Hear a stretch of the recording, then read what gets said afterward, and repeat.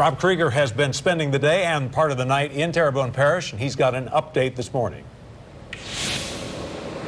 Yeah, that's right. We are here just about a half mile away from the Humboldt Canal, where there's an issue currently happening right now with one of these small levee areas.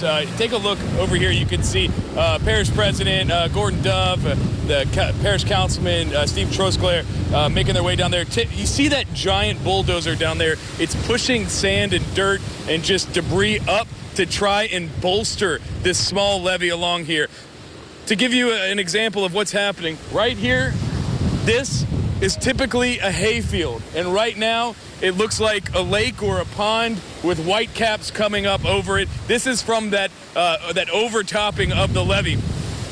What's happening is, what they're telling me is that the water is about 9 feet, the levee about 12. That water is being whipped up over because of the wind and the waves, so it's just crashing over. This storm is expected to make landfall within the next few hours, likely going to do so right there near Vermilion Bay and then continue to move into Acadiana, New Iberia, Lafayette, maybe bearing the brunt of the winds with this system. But look at how the wind is distributed. It's often the eastern side of the storm that has the strongest winds, and part of our area falls into that. Terrebonne and Lafourche Parish, of course, seeing some of those strong winds right now. You're going to continue through lunchtime to see strong tropical storm force winds, possibly up to some hurricane force gusts. The most serious threat potentially is the rivers on the North Shore, right, several of which are forecast to hit major flood And that's all based on the rain, too. So it's all connected. If we don't get the rain, if we don't get the rain, then those rivers would likely not peak as high as they're projected to right now.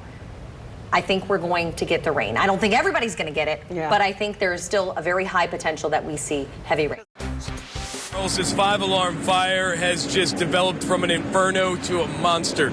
Check out this scene behind us here as thick, dark, black clouds of smoke billow in from the top of the home there. We've got firefighters that are working to try and douse flames that are now shooting up from the top of the home with as much water as possible. I've got Mardi Gras historian Arthur Hardy with us here right now. Arthur, you spoke with the owners of the home. I did. Bill and Ann Grace, who did not want to go on camera, which we understand, but said the fire, they believe, started in the basement and went up the walls.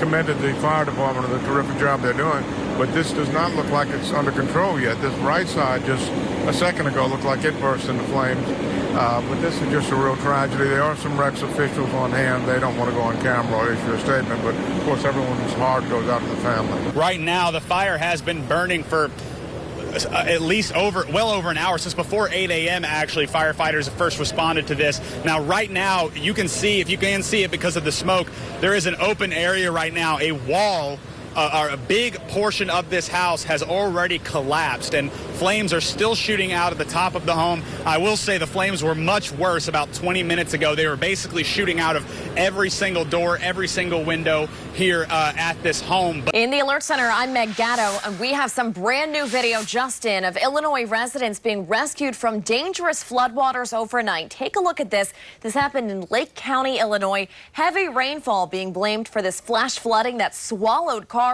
and shut down roads. Heads up for this. If you are heading toward Gentilly, can't see much of anything right now, but we do have an accident on I and East at Elysian Fields. It is currently blocking 2 lanes, so making your way out toward Gentilly or New Orleans East, expect some delays. Plan the extra time.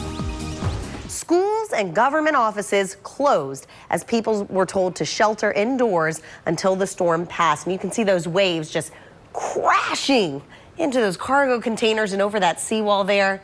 Amazing, and especially that far north. Meanwhile, in Perkins County, South Dakota, it looks like a winter wonderland. The National Weather Service put sections of South Dakota under a freeze warning as they face temperatures in the low 20s.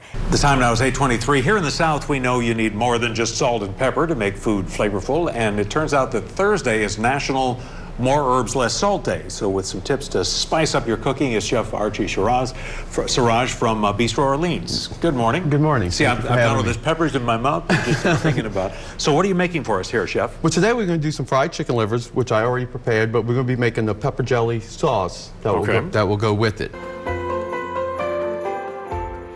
John's just taking the train for a spin. That's all right.